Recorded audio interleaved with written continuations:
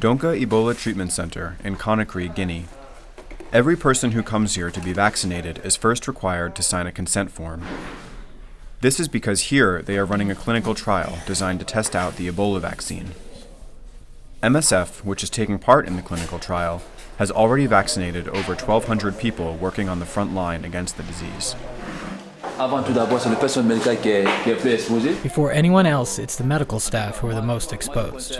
So I recommend that everyone comes here. You never know in life. We're the ones who are in direct contact with sick people all the time. So it's essential to come and take the vaccine just in case. Another aspect of the clinical trial consists of testing the vaccine at the homes of those who come into contact with an infected person. The first results demonstrate high effectiveness. The study will now continue, mainly to test out this vaccine on a larger cohort of people and find out how long they are protected.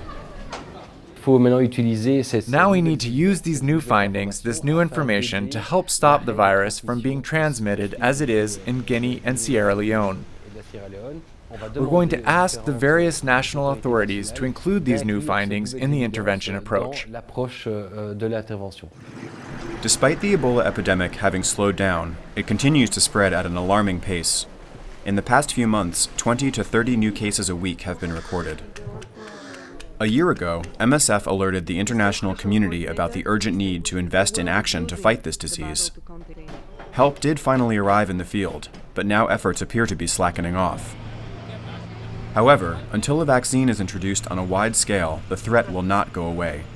In Liberia, where the end of the epidemic was announced back in early May, 6 new cases of contamination occurred during the summer. With the comeback of Ebola, from what I saw, the community is ready though this time. I think other than our hospital, I think the impact of community health promotion is going to be huge, and we need to focus on that to get some of these messages out.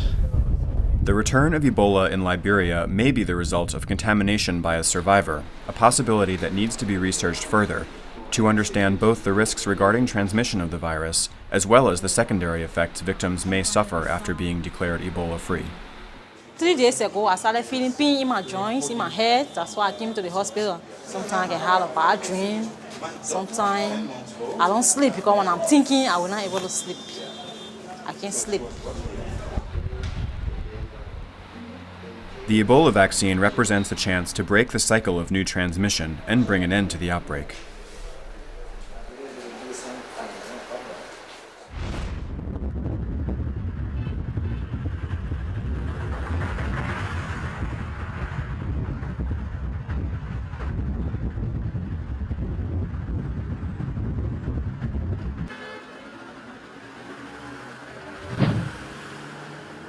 Since it opened in May, the MSF clinic in Abday has been running at full capacity.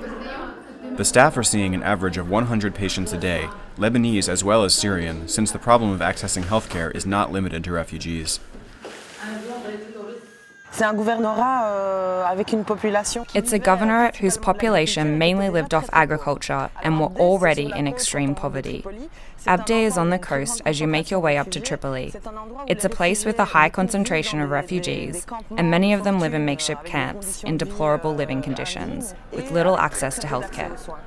Since there are very, very few healthcare facilities in this area, public or private, MSF decided to set up operations there to offer primary healthcare in the region.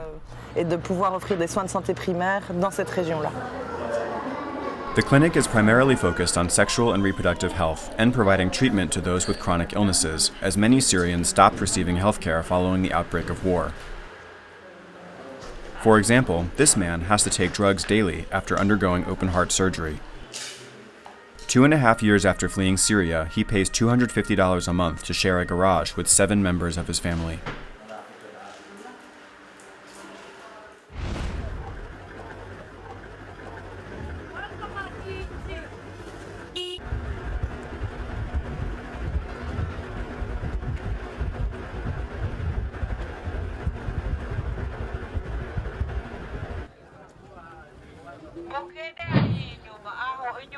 The Burundian refugees getting out of this truck fled conflict that has shaken their country for several months, leaving at least 80 dead and forcing 150,000 people to leave their homes. Those arriving in Nyarugusu will have to crowd into collective shelters, as the MSF teams on the ground are already overstretched tackling this huge influx of refugees. Right now we are struggling with the space. You can see it's really crowded here. So we are trying to get more space. Today we are building a new tent with capacity of 10 beds, and hopefully it will be enough for the next few days. But right now, because of the influx of Burundi's refugees, there's a lot of malnourished kids who need to be hospitalized. So in next days we need to think about some solution for increasing our capacity.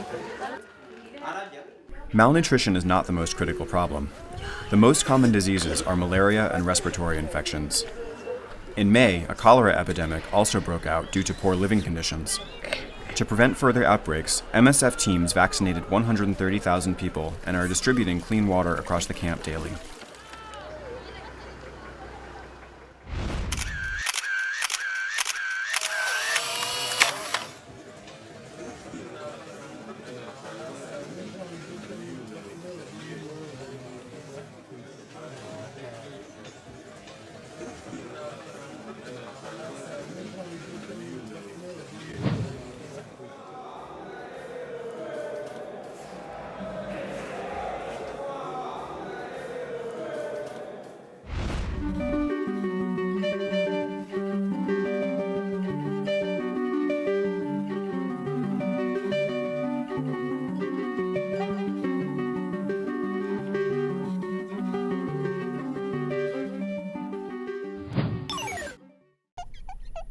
There are 600 different types of venomous snake, and their bites produce different symptoms.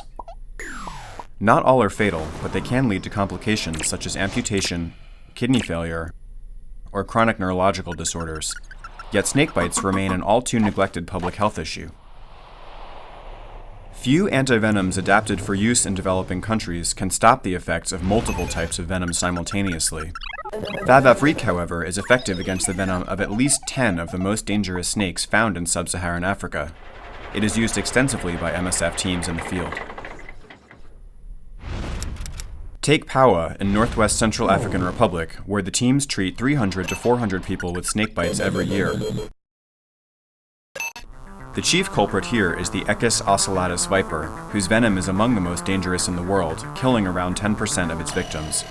The mortality rate drops to under 0.5% when antivenom serum Vavafrique is administered in time. But between 2016 and 2019, Vavafrique will be unobtainable. At the current rate, in Paua alone, over 1,000 patients are in danger of not receiving treatment and suffering serious complications, and 100 of them may even die. To understand why there will be no serum in the upcoming years, we have to go back to 2010.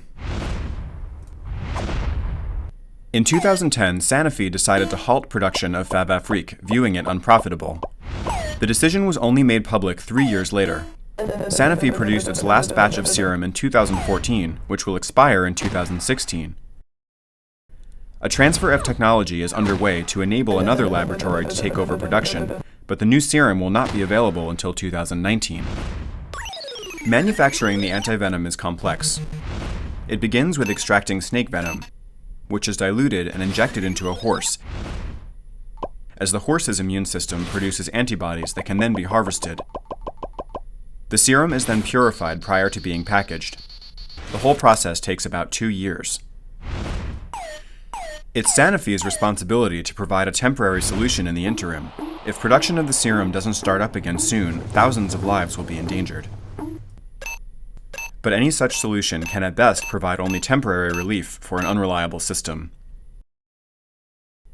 The manufacturing process of antivenoms is as archaic as it is inefficient. It's time that more serums adapted for use in developing countries be made available for victims.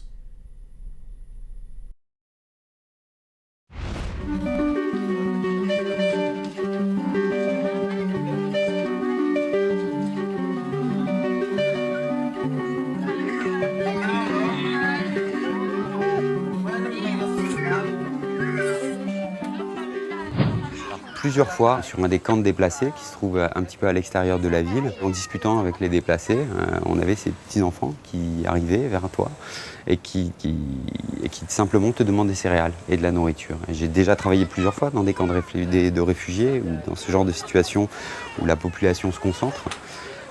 Mais j'ai trouvé que c'était vraiment particulier sur le plan de l'accès à l'alimentation, parce qu'une des choses vraiment choquantes, et là je pèse bien mes mots, dans la situation des déplacés au Yémen, c'est que l'aide internationale, de la communauté internationale, les agences onusiennes, est sur le terrain et en pratique réellement absente, ou quasi inexistante. La plupart des segments d'aide qui doivent être fournis, que ce soit par rapport aux maladies chroniques, que ce soit par rapport à l'eau, à la sanitation, à l'accès à l'alimentation, à la coordination de l'aide. Tous ces axes-là sont absents, alors que c'est une aide qui est financée, qui est présente.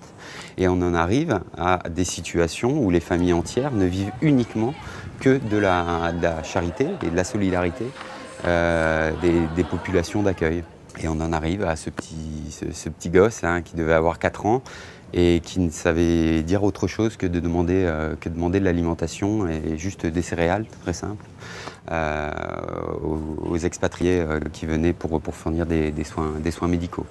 C'est réellement quelque chose d'assez, bien sûr, d'assez émouvant, et on a juste envie de crier un coup de gueule et de dire à l'aide internationale, mais venez et puis faites le taf, parce que réellement, ces populations ont réellement besoin de soutien, et la situation pourrait encore se détériorer.